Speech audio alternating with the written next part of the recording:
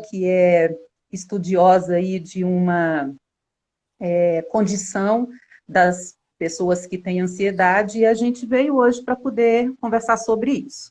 Eu sou Roselene, né? Eu sou pedagoga, psicopedagoga, tenho mestrado em teologia, com ênfase na linha de pesquisa educação comunitária com infância e juventude, e estou aqui hoje para poder dizer para vocês que o meu nicho de trabalho atualmente é focado em mulheres que estão aí ansiosas, estressadas, e que têm essa condição de sofrimento, né, digamos assim, né?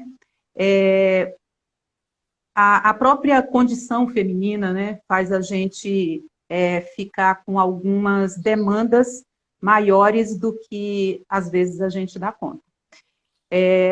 A Dani vai se apresentar também aí, né, Dani? Bem-vinda mais uma vez, obrigada por aceitar o convite. Eu que fico extremamente feliz pelo convite, pela confiança, né? Isso aqui é mais do que uma confiança no trabalho, né, da gente. Mas vamos lá. Bom, eu escolhi a psicologia, não foi unicamente, inicialmente, só pela questão da tricotilomania, mas é porque eu já venho da experiência do RH, do Recursos Humanos. Inicialmente, a minha experiência profissional foi na área de recursos humanos, e pensando em não ficar limitada por problemas de dificuldade de arrumar emprego, eu falei, bom, eu vou ter que realmente fazer o curso de psicologia se eu quiser continuar nessa área de RH. Não demorou muito para eu falar que a última coisa que eu quero agora é trabalhar com RH. Então, bem no início da faculdade, eu desisti de tudo. E tendo a dificuldade de arrumar pessoas específicas para tratamentos específicos para a área da tricotilomania, que é a minha história. Um dia eu vou ter um pouco mais de tempo para falar.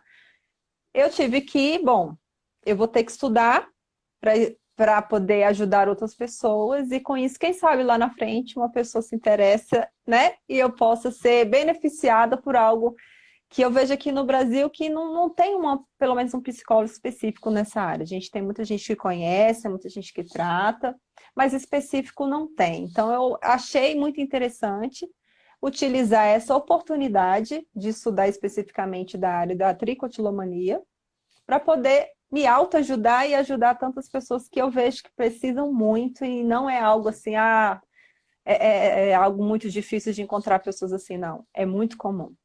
Então é isso. É verdade.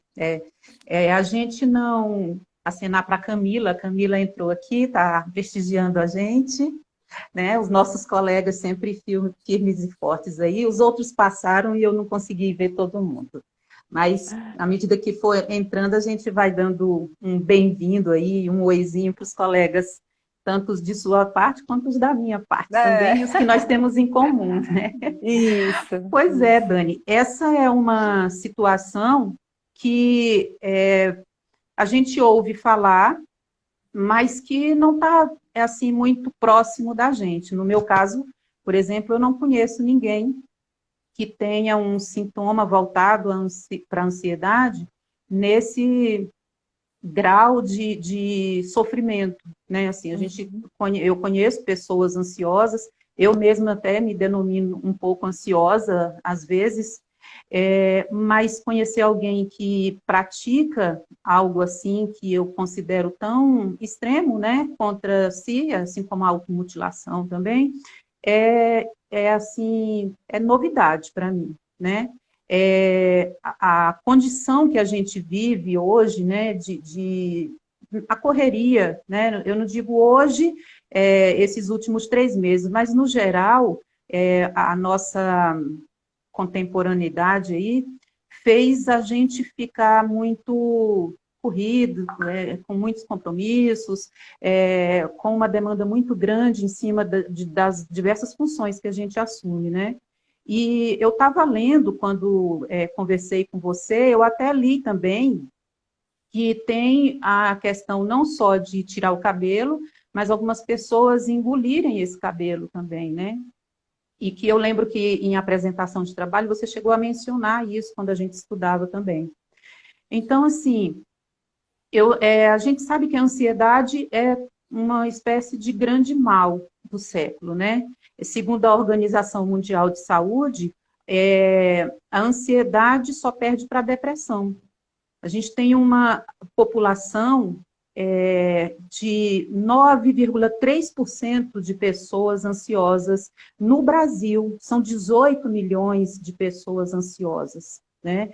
Isso é dados da Organização Mundial de Saúde. Em 2017 fizeram esse levantamento e o Brasil é o país mais ansioso, né?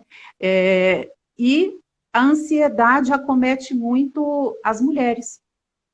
As mulheres aí com as dificuldades próprias do gênero feminino, né? O assédio 200... sexual, né? Nas ruas, o estupro, a gente vive em sinal de alerta, né? Quando a gente sai na rua, a gente está com medo de ser atacada, né? Porque a gente não se sente segura, né? Na nossa condição feminina, muita gente estudou, até na faculdade também, que o simples fato de ser mulher, de alguma forma, já deixa a gente numa situação de desvantagem com relação à fragilidade, com relação ao nosso histórico, né, de feminino mesmo, de uma sociedade machista. E o meio de atingir a gente, às vezes, muitas vezes também, de atingir a nossa competência, de descaracterizar a nossa competência, é muito essa agressividade que a sociedade tem com a gente. Fora essas situações, a gente tem também a questão dos papéis que a gente tem na sociedade, né? É como mãe, é como esposa, é como filha, é como trabalhadora. Às vezes, dentro do trabalho, você tem um cargo de chefia, de muita responsabilidade. E todos esses fatores contribuem muito com a questão da ansiedade, sem falar os fatores que são próprios da natureza humana, independente do gênero que a gente tem, né? E aí, a gente sabe que esses sintomas da ansiedade são bem variados, né? É taquicardia, é boca seca. Nesse momento, até que eu não estou com nenhum desses aí, não. Eu estava ansiosa por isso aqui, com medo mesmo, porque isso aqui é pior do que uma apresentação de trabalho na faculdade, mas a gente leva, a gente dá conta, né? Então, assim, mas é a taquicardia, né? A cabeça pulsando, a boca seca, o suor, né? Porque são sintomas que servem para proteger a gente de perigos, né? Você vem postando várias coisas a respeito disso e tem sempre falado, mencionado que a ansiedade, em certa medida, ela é de fato benéfica para a gente, porque se não for ela, a gente vai virar assim um peso morto, né? Não vai ter reação diante das situações perigosas, né? Mas o excesso disso, essa preocupação excessiva e com todos os papéis, e com todas as situações, e com todas as pessoas que estão no contexto da gente, é que causa o grande problema, né?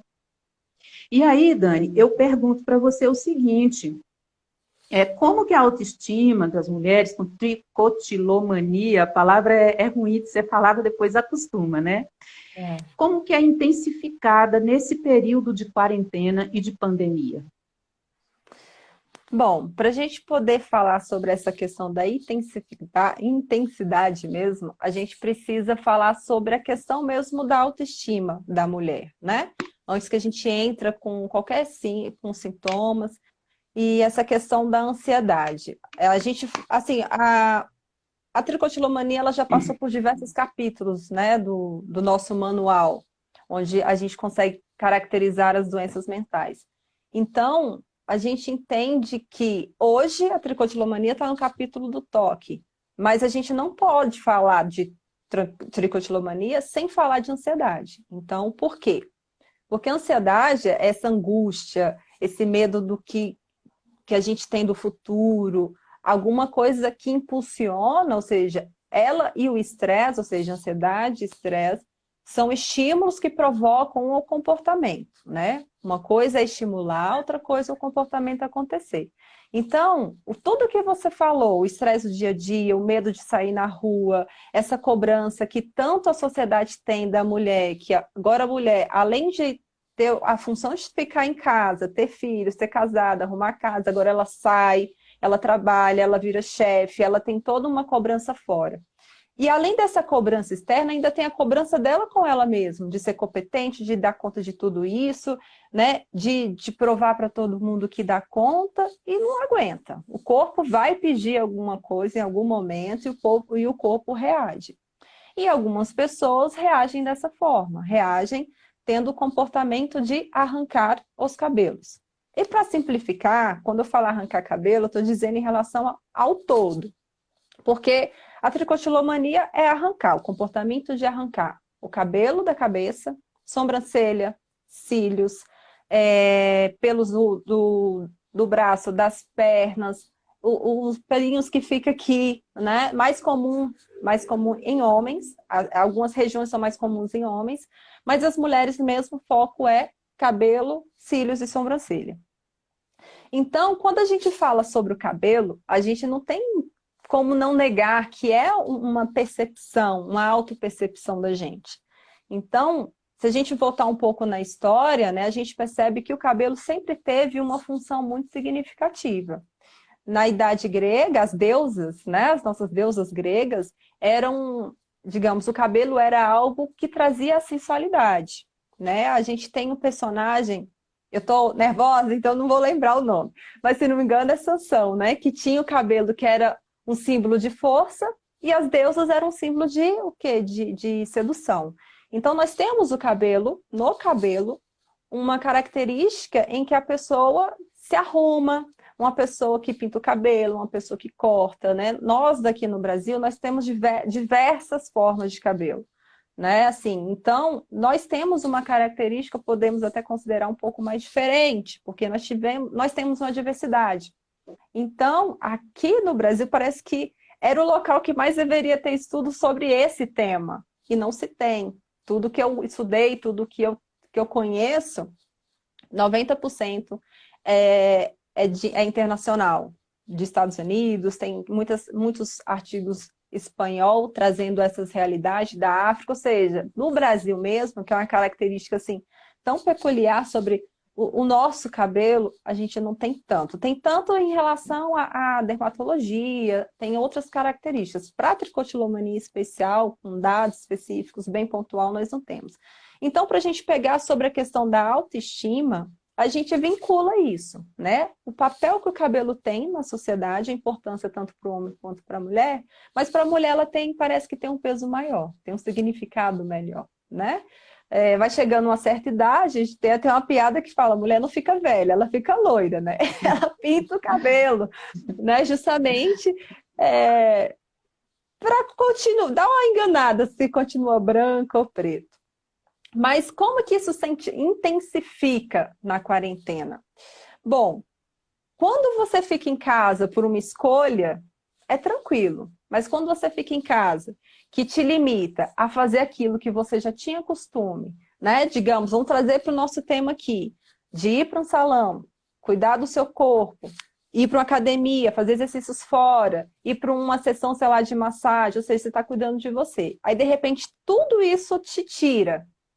E aí você passa a ficar em casa, tendo que ter uma imagem sua todo dia, de frente ao espelho, que você às vezes tem acostumado a sair, então você se arruma para ir trabalhar, você se arruma para ir para uma escola, se arruma para sair de casa. Então você arruma o cabelo, você se penteia, você faz uma maquiagem ou não, mas o cabelo é a primeira coisa que você se preocupa, né? E ficar mais ou menos apresentável. É uma moldura, né?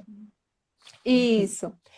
E aí você fica em casa, não tem essa necessidade, né? Tanto é que eu venho acompanhando algumas pessoas e eu fico assim, caramba, é realmente isso que a gente precisa. Gente, vamos se arrumar para ficar em casa, né? Não é porque a gente está em casa que a gente vai passar o dia inteiro de pijama, com o cabelo mais ou menos arrumado, né? Ou mais ou menos desarrumado. E não focar essa questão. Então, assim, é normal que isso aconteça, que a gente fique um pouco mais relaxada, Mas, se fosse só ficar em casa, sem fazer nada, sem olhar para nada, tudo bem, acho que não ia ter tanta atenção. O que passa a virar atenção, e aí a gente pega todas as reações que a ansiedade nos tem e começa a acontecer, é justamente a previsão negativa do futuro, que é uma característica, digamos, uma característica de quem tem uma ansiedade mais crônica, né? A pessoa já fica se preocupando muito com o que vai acontecer. E o momento que a gente tem, que a gente está vivendo, ou seja, a gente liga a TV, a gente só vê desgraça. E é uma desgraça que, tipo, não tem o que fazer. Se a gente sai de casa, pega o vírus. Fica em casa, pega o vírus. A gente não tem, é uma coisa que a gente está de braços cruzados e não sabe o que é o certo, né? Então, a gente liga a TV, vê só noticiário no Brasil e no mundo inteiro. Então, não tem nem por onde fugir. Quem é ansioso parece que tem um imã.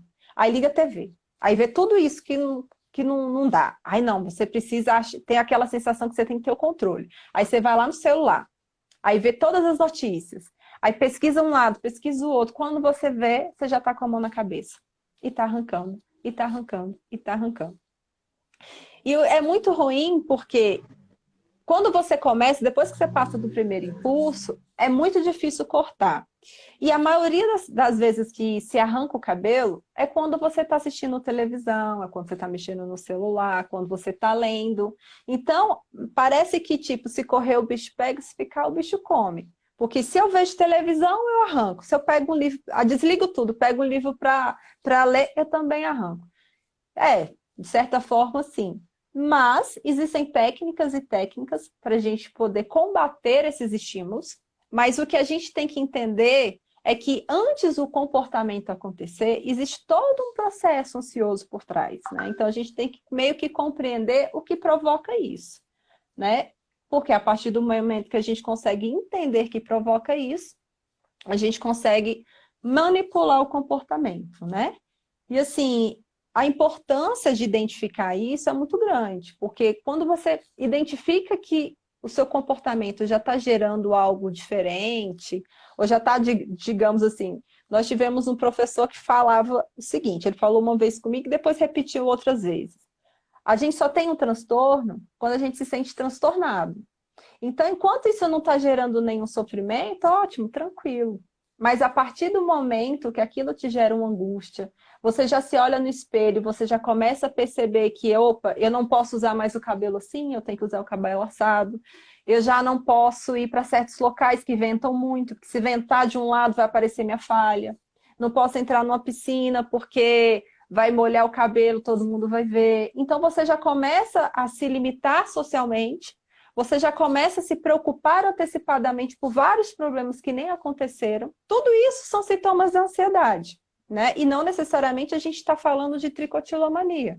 É a consequência, né? Ou seja, o comportamento aconteceu, que já cai numa outra característica, mas até que ele aconteça, são sintomas de ansiedade que praticamente viram, digamos, colega presente mesmo, do lado todo dia, diário, de quem sofre com a tricotilomania.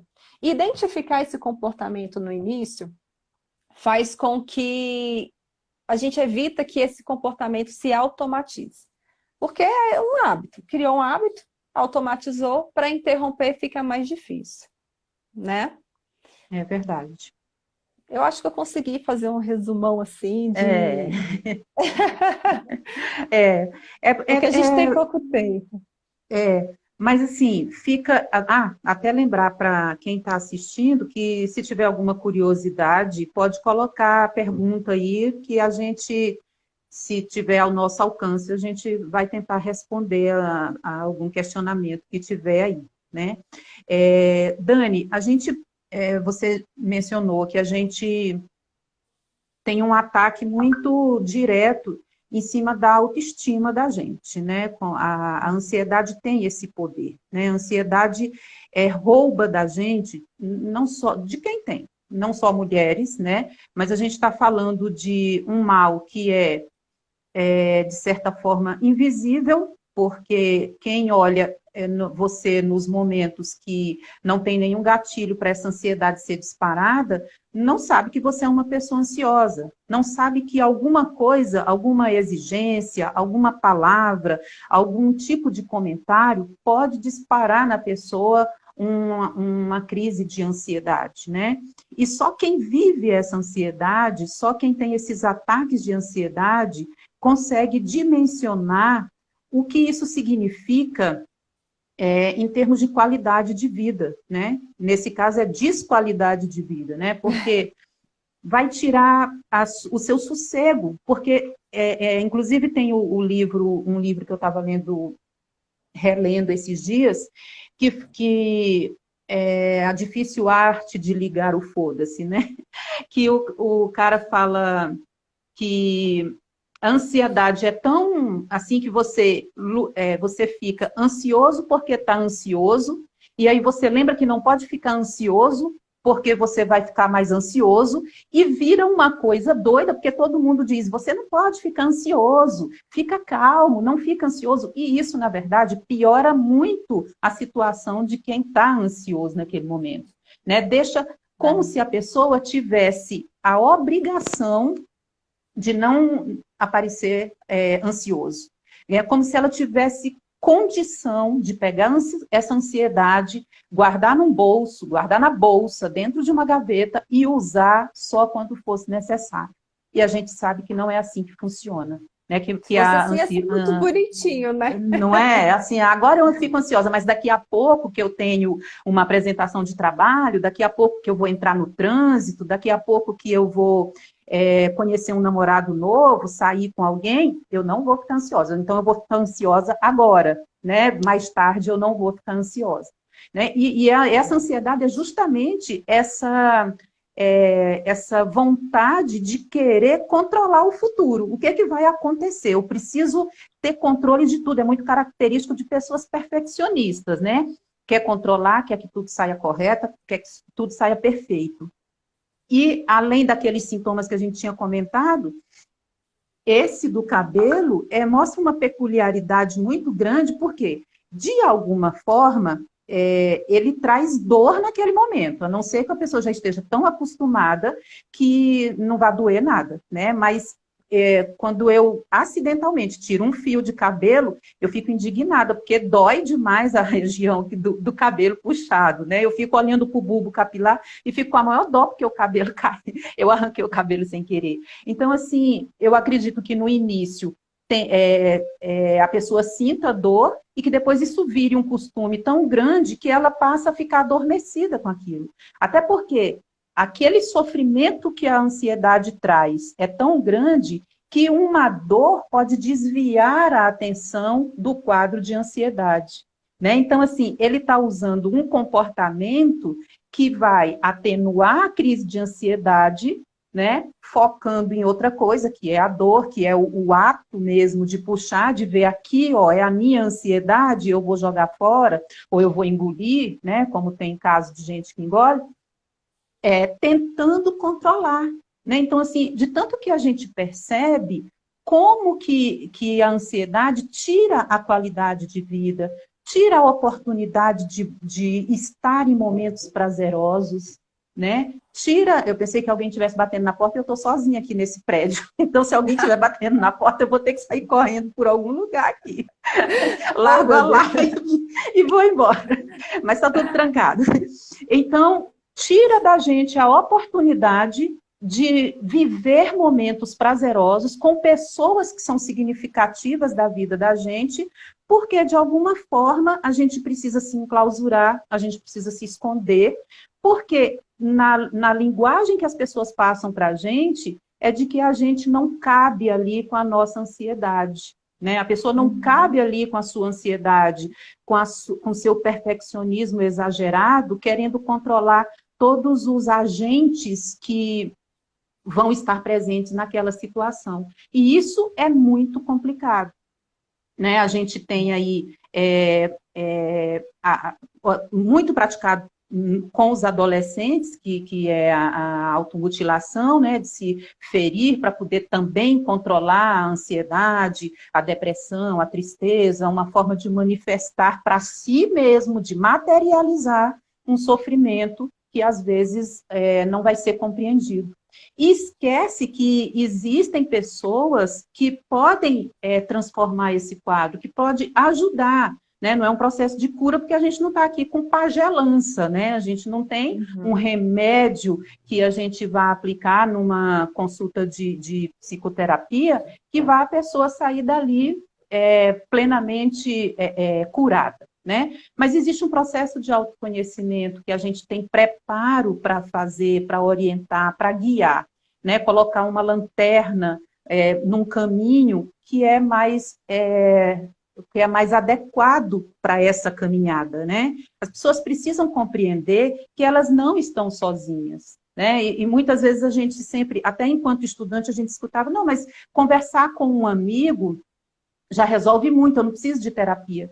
E eu lembro muito da professora Gisélia, que ela dizia que o seu melhor amigo também tem um melhor amigo. Então, assim, as pessoas precisam compreender que esse ambiente que a gente proporciona para a psicoterapia é um ambiente protegido, é um ambiente que obrigatoriamente não vai oferecer julgamento, não vai oferecer exposição do seu problema, né? É um lugar sagrado para você depositar com uma pessoa que vai ter condição de escutar e que vai ter condição de ajudar você nessa busca e nesse encontro consigo mesmo, né? Independente da abordagem que a gente tenha adotado, o nosso grande objetivo é esse bem-estar, é que as pessoas vivam em sociedade com um grande bem-estar, com satisfação em sua própria vida e nas companhias que ela tiver, né? Eu até li uma passagem de um livro de uma autora... Ai, tudo bem? Eu bati o pé no suporte. Que chama Elaine Ourives, né? Ela escreveu um livro que chama DNA Milionário, eu não li o livro, né? Mas ela fala que ter baixa autoestima, que está muito relacionado à questão da ansiedade, da depressão, porque quem tem ansiedade e depressão tem a autoestima abalada inevitavelmente. Não tem como você ter autoestima com tanto problema, né, psicológico, né? Ter baixa autoestima é vibrar na frequência do fracasso e da falta de amor, né? Então é a pessoa se achar o tempo todo fracassada, se achar o tempo todo inadequada, achar que os outros não compreendem, achar que não existe espaço para ela se manifestar de uma maneira adequada, né?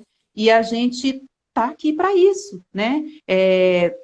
São tantas maneiras, se a pessoa não combina com um terapeuta, ela tem muitos outros que ela pode procurar para poder encontrar a empatia necessária para poder ter uma intervenção nesse sentido, né? E o nosso papel, principalmente agora, nesse tempo de pandemia, é muito de acolhimento.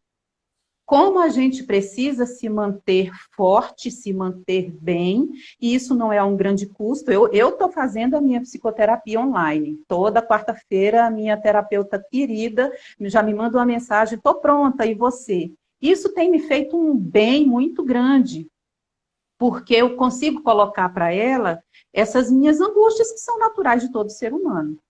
Principalmente num período desse que a gente está vivendo. Como você disse, Exatamente. É incontrolável, é misterioso, a gente não sabe como vai ser depois, né? Como vai ser amanhã, semana que vem.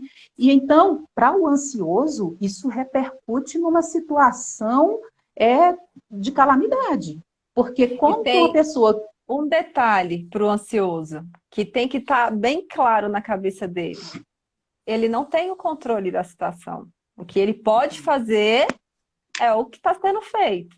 O resto é novo para todo mundo e a gente está vivendo e aprendendo todo mundo junto. Então, uma característica do ansioso é querer ter controle de tudo. E é uma situação que não se tem controle, né?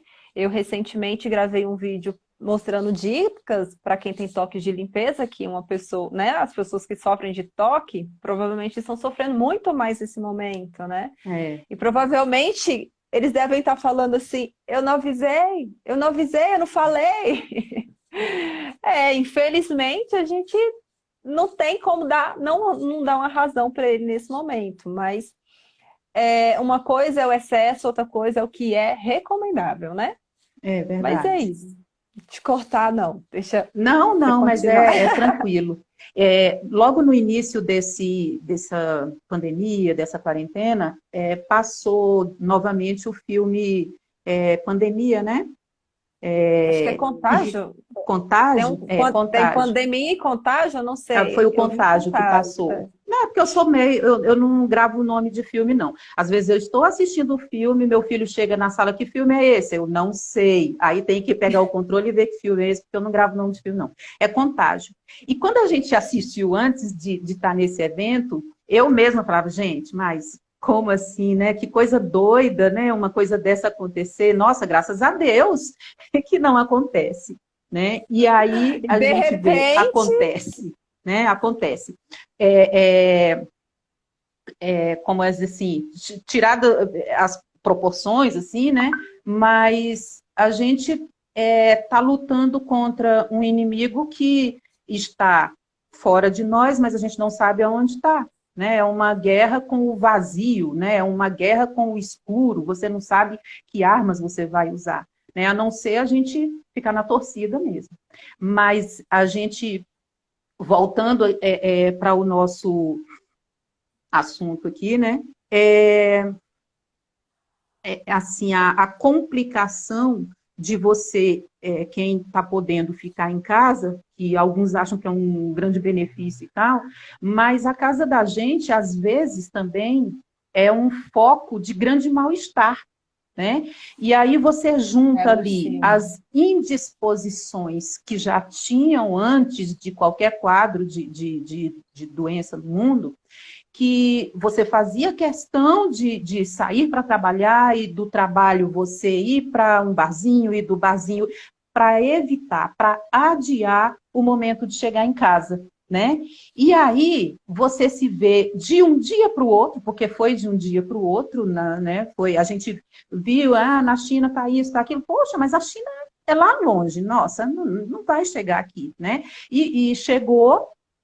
E então, assim, eu lembro que quando foi decretado que precisava ficar em quarentena, a nossa preocupação era justamente o baile de formatura, porque o baile de formatura estava ali já na beirinha do início dessa coisa. E a gente rezava, gente, como que vai ficar, como que vai ficar? E a gente teve o baile de formatura. E na segunda-feira ninguém mais foi trabalhar. E aí a gente fica, como que várias pessoas aí estão nesse momento tendo que enfrentar estar em casa, muitas vezes com uma situação de relacionamentos já tóxicos, prejudiciais. A gente já viu que o número de violência, né, contra a mulher aumentou muito, porque você está 24 horas por dia, 7 dias da semana, com um potencial agressor, pode transformá-lo ele num agressor de fato, né? E é o que está acontecendo. E como pedir ajuda com relação a isso, né?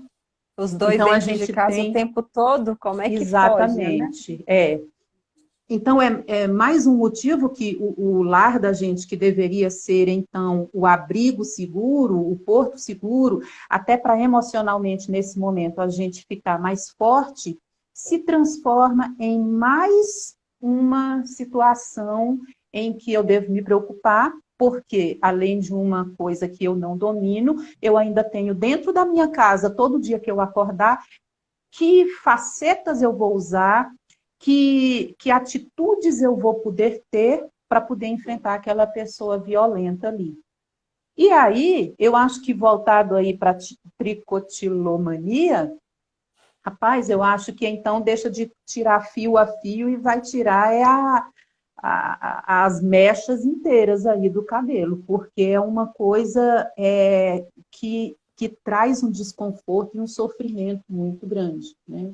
A gente falando aí em autoestima, né, em depressão, em estresse, em esconder tudo isso, como esconder diante de um sofrimento que é físico muitas vezes, né? E pegando muito esse ponto que você falou sobre a casa já ser um estímulo, né? De situações tóxicas, mas a casa, provavelmente, para a grande maioria das pessoas, que diante da estatística, né, os ambientes e as situações que mais as pessoas arrancam é justamente vendo televisão, mexendo no celular, que aí fica distraído, ou seja, você já tem tempo livre em casa, a internet livre, mexer no celular, ficar nas redes sociais, que já não é também um ambiente, olhando o ambiente já virtual, não é um ambiente que vai favorecer, porque a nossa realidade é uma, a realidade do outro. A grama é sempre mais verde, então já cai a sua autoestima, porque uns têm condição de estar viajando ou estar na fazenda, enquanto eu estou num apartamento de um quarto com um monte de gente. Então aquilo já gera muito mais angústia, né? Quando a gente traz a nossa realidade em base a uma realidade melhor, a gente sempre tende a achar que a grama do vizinho é mais verde. Então, a casa em si já é um ambiente que já proporciona já meio que já é um local onde que algumas pessoas não têm essa consciência, já arrancam mais. Tem casos que dentro de sala de aula, assistindo aula, uma aula específica, se arranca. Mas o comum mesmo que a literatura nos traz é justamente dentro de casa, de frente à TV, sentado ou deitada. Alguns tipos de filmes estimulam mais, ou seja, os filmes que geram mais tensão, filmes de suspense, aqueles filmes assim que você passa o filme inteiro tentando entender o que está acontecendo e cada passozinho do filme vem uma coisa diferente, você fica muito angustiada querendo saber o final, querendo saber o desfecho da trama, e isso gera angústia no corpo. Ou seja, pode ser até uma angústia boa, porque você está em casa, você está se distraindo, mas essa distração pode gerar o comportamento, porque é o que você sente que move, né? Então, assim, saber, a gente fala muito da ansiedade, mas quando o comportamento acontece, a gente tem que ter consciência que o que você pensa determina o que, no caso, na minha abordagem, eu falo nessa linguagem justamente para conscientizar. O que você pensa determina o que você sente, assim você se comporta. Então, um pensamento é só um pensamento. Se você tem um pensamento angustiante, esse pensamento angustiante vai te gerar uma ansiedade, um estresse, e ele por si só vai fazer com que você se comporte trazendo aquele comportamento à superfície, digamos assim. Nós estamos dentro de nós, né, com aquela angústia, mas até aí tá tudo tranquilo porque está dentro. Quando você puxa, você está mostrando para o ambiente, para o mundo, que você está fazendo aquilo como forma de fuga, né? Você está arrumando uma forma de se livrar daquele sentimento ruim. Então, que nem você falou da dor, né? As pessoas que têm tricotilomania, elas têm uma particularidade porque o estímulo dela é mais sensorial. Tanto é que a maioria das pessoas que arrancam o cabelo, se tiver uma feridinha, ela arranca a caspa ou arranca a ferida. Então, é sempre muito sensorial, é a questão do tátil mesmo. E tanto é que dentro do que a gente entende de tricotilomania, que está dentro do toque, e outros assuntos relacionados, é porque tem um comportamento repetitivo focado no corpo. O que a gente fala? O que é isso, né, Dani? Roer a unha. Gente, quantas pessoas não roem a unha? Mas não rói porque simplesmente só quer roer a unha. É porque ela está mostrando como que o interno está se comportando. Na compulsão de roer a unha, porque ela está ansiosa, ela está angustiada, ela rói a unha. Né? E esse roer a unha é um comportamento repetitivo focado no corpo. E isso acontece para quem tem cravo e espinha. É assim, é uma chave para quem tem essa, como se diz, essa tendência para o comportamento repetitivo? Porque tem muita gente que futrica, né? E tá conversando com você aqui, tá futricando o corpo. Então tá Sim, vendo sim. uma notícia na televisão e tá lá futricando. Futricando, às vezes é no braço, né? Quando você vê, Uhum. já tá sangrando, já tá ferido. Então, os comportamentos focados no corpo, ele tem a particularidade da questão tátil e tem a questão do prazer. É Sim. prazeroso. E quando está Uhum. fazendo, está gerando um prazer. Enquanto está gerando um prazer, eu continuo fazendo. A partir do momento que eu olho no espelho e vejo aquela coisa feia que eu fiz, a falha que está no cabelo, aí gera aquele sentimento de culpa. Sabe? Poxa, Verdade. olha o que eu fiz comigo, entende? Aí aquele sentimento de prazer já gera um sentimento de cobrança, que aí você começa a se sentir incapaz, você não conseguiu controlar o comportamento, e aí vira toda essa bola de neve. Né? Então é importante falar que, inclusive, você falou sobre a dor, porque realmente quem não arranca ou simplesmente sabe que realmente dói puxar o cabelo, Nossa, puxar os cílios, então, imagina, quando tem uns cílios nascendo torto, né? E você tem que tirar porque ele está entrando no olho, para tirar esses cílios, nossa, que dor. Ou seja, para Verdade. quem não arranca, é meio difícil compreender, né? Compreender que Uhum. aquela dor é prazerosa. Ou seja, é uma forma de você botar para o externo como você está sentindo, e à medida que você vai fazendo, aquela dor vira um prazer. E quem é que quer ficar livre de prazer? Ninguém.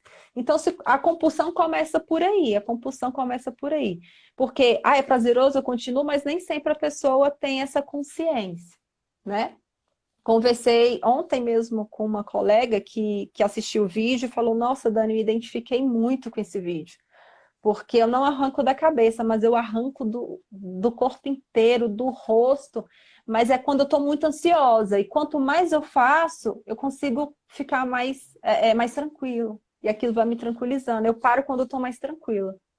Né? Então, assim, olha, Sim. cada um age de uma forma diferente. O ritual de cada um tem um propósito, tem uma função diferente. Algumas pessoas têm consciência, eu faço isso porque eu estou muito ansiosa. Outras falam, gente, quando eu vejo já tem um monte de cabelo no chão. Então, assim, nem tem Uhum. consciência, faz porque vem à vontade, faz e está automatizado, e está tão automatizado que a pessoa não percebe, né? E, Exatamente. e você citou também sobre as pessoas que ingerem, né, o fio. Uhum. E é interessante a gente fazer essa diferenciação, deixa eu olhar o horário, né? Estou com o relógio bem aqui na frente. Tá? Então, porque nós temos a tricotilomania, né? Resumidamente, que é a mania de arrancar os cabelos ou pelos do corpo, do próprio corpo. Sim, sim, E isso, o ato de arrancar o cabelo, entende-se que é a tricotilomania. A sim, sua forma mais grave, ou seja, o que é o agravamento, o que de fato realmente pode gerar um óbito, é a tricofagia, que é o sim. quê? Você ingere, né? Você engole os fios. Uhum. Então, ou seja, além de ter todo um ritual de quem só arranca, a gente também tem um ritual de quem também engole. Então, ela arranca o Sim, cabelo, faz o ritual dela e ingere o cabelo.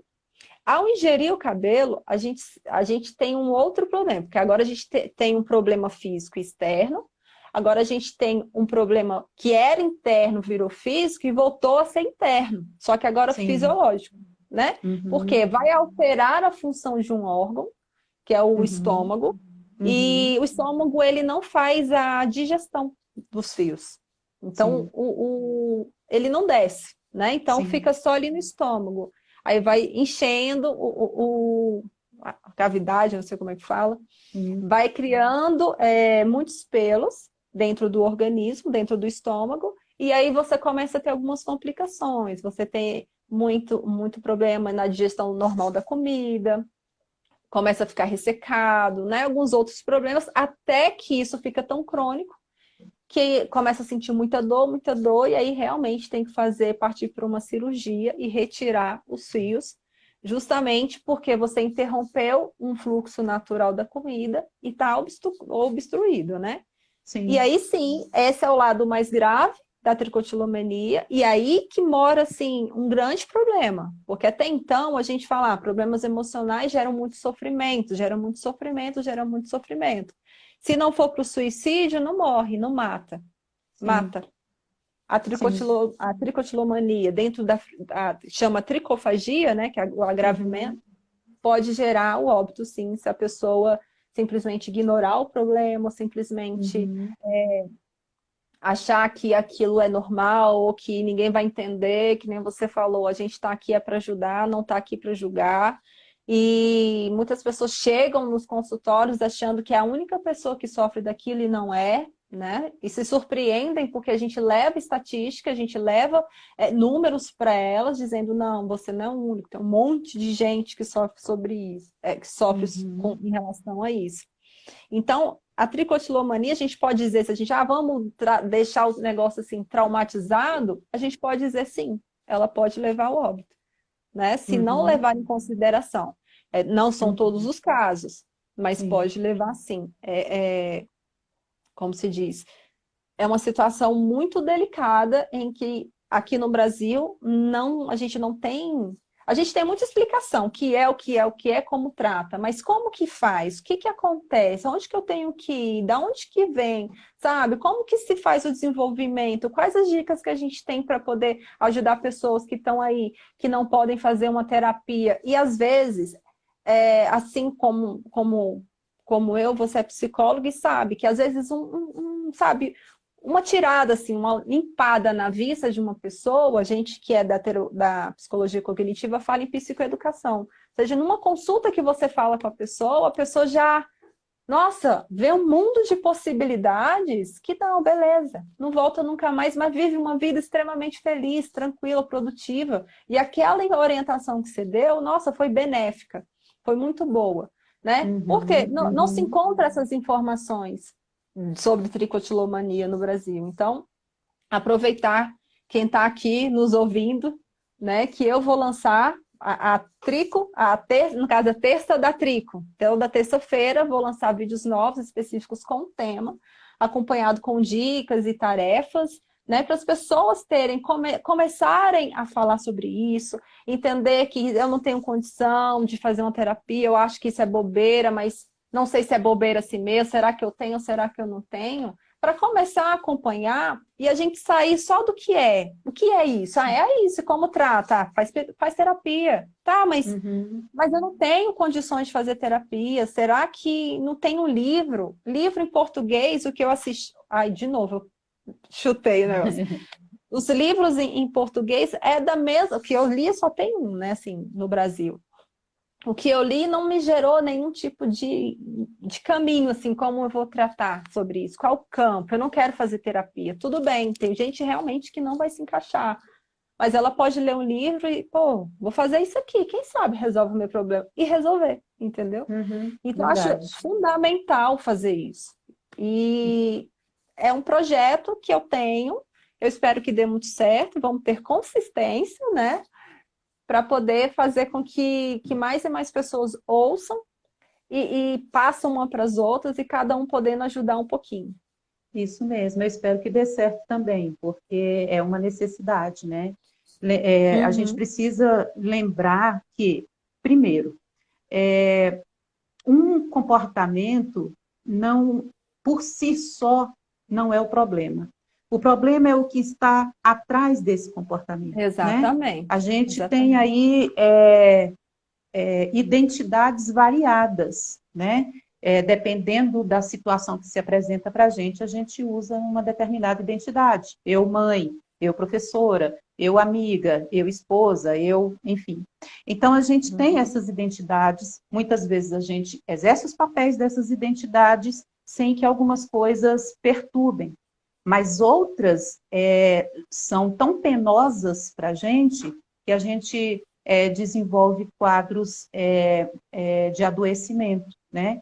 É muito interessante que quando a pessoa toma a decisão de procurar fazer terapia, o que ela vai descobrir não é o tirar o cabelo, o que é que está por trás desse tirar o cabelo? O É que isso é que aí, está por é isso aí. trás dessa ansiedade, né? Então, são, às vezes, feridas que você acha que está cicatrizada, mas que não estão, porque se tivesse, elas não se abririam de maneira a precisar de novos curativos, né? Então, a gente precisa muito saber o que acontece dentro dessa mente da gente, o que ela diz para a gente, com o que ela quer enganar a gente, para a gente continuar praticando comportamentos que prejudicam a nossa qualidade de vida, que prejudiquem a nossa autoestima, a nossa autoconfiança e que impedem que a gente viva os diferentes papéis que a gente tem que viver, né? Eu até comentei com você que a gente seria positivo deixar umas dicas, né? Eu vou dar umas dicas com relação à autoestima, né? Então, é claro que eu tenho que ter cola, porque minha cabeça é uma porcaria, não grava quase nada, a não ser quando tem música chiclete que me impede até de dormir. A gente tem que Então, correr, senão o Instagram já derruba a isso. gente. As minhas sugestões. Meditação. Ah, mas meditação é coisa chata, é coisa de... Gente, a prática é que faz a coisa funcionar. Se você não pratica, não é de um momento para o outro que, hoje eu vou meditar e vai resolver. Não, quem medita e dá certo vem de uma longa caminhada. Não começou ontem e hoje já está colhendo benefícios, não. A meditação, tem sites, tem profissionais que ensinam na pessoa do psicólogo, muitos psicólogos têm a prática da meditação. Meditação é não se diminuir diante de nada, procurar saber que você tem valor. O que você não consegue não é porque você não tem valor, é simplesmente porque nós somos diferentes um do outro. Uns têm capacidade para umas coisas e outros têm para outras. Planejar os objetivos que você tem com relação a qualquer projeto que você vá ter. Agradecer sempre as menores coisas, as coisas que você perceba que são pequenas, mas que transformam o seu dia, né? Compartilhar amor, estar com pessoas que amam e que você ama, para poder se nutrir de autoconfiança, do amor dessas pessoas. Fazer uma lista positiva. Você faz uma lista positiva de coisas que você é capaz, de coisas que você gosta de fazer, de como você é feliz em determinadas coisas, para num momento de crise, você ler isso e saber que você é uma pessoa importante, sim. Livrar-se de culpas desnecessárias. O que passou é passado. Se você gritou com alguém, já gritou. Peça perdão e é a vida que segue, né? Não quis perdoar. Bom, então o problema vai estar nele, não vai estar em você. E aproveitar o presente com qualidade.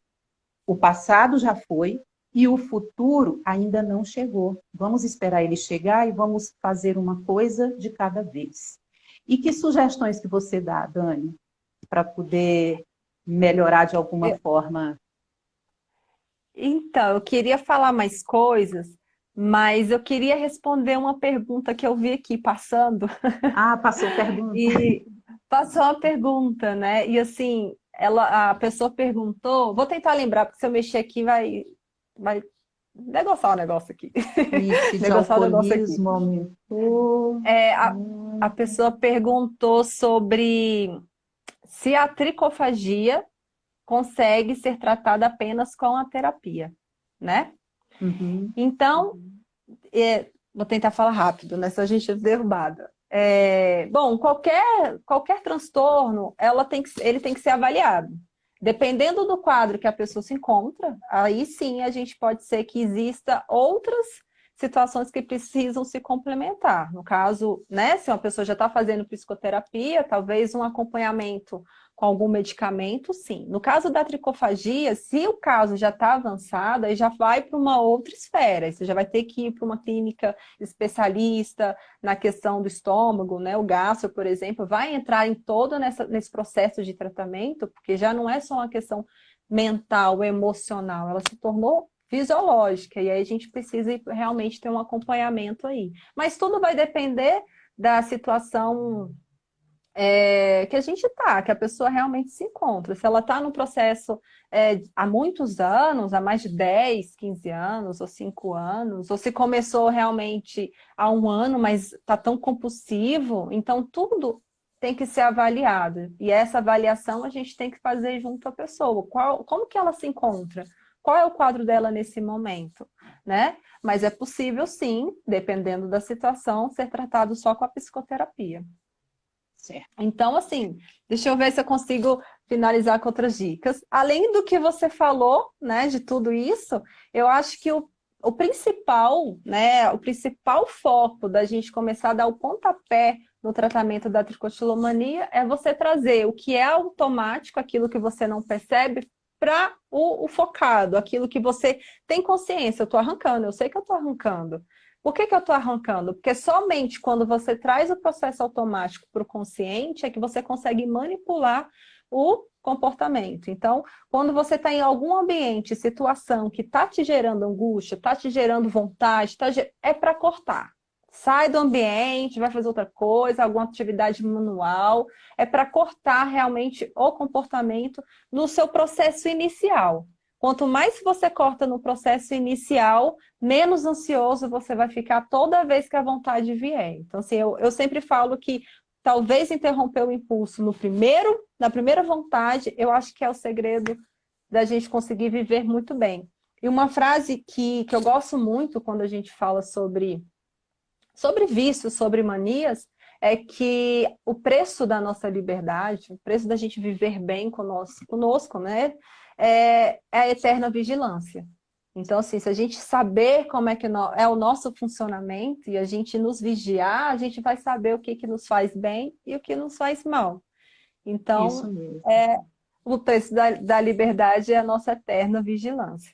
Isso. Bom, eu acho E que é é isso. isso, né, Dani? Agradecer o pessoal que ficou com a gente e lembrar uma coisa bem Até esse importante também, momento. gente. Com essa coisa de terapia online, independente de qualquer região geográfica que você esteja, você pode falar com o terapeuta que você quiser em qualquer lugar do mundo, até lá na China. Você pode ser atendido por um psicólogo do Brasil, de Brasília. Né? Esse ano, muitas pessoas saíram da faculdade muito bem preparadas e continuam estudando. Todos os nossos colegas estão aí atuando de alguma maneira. E é isso, né? Beijo para todo mundo. Obrigada, Dani. Tchau. Beijo para todo mundo que Beijo ficou aí com a gente. Beijo para você e para todo mundo que acompanhou, gente. Tchau, tchau. Tchau, tchau.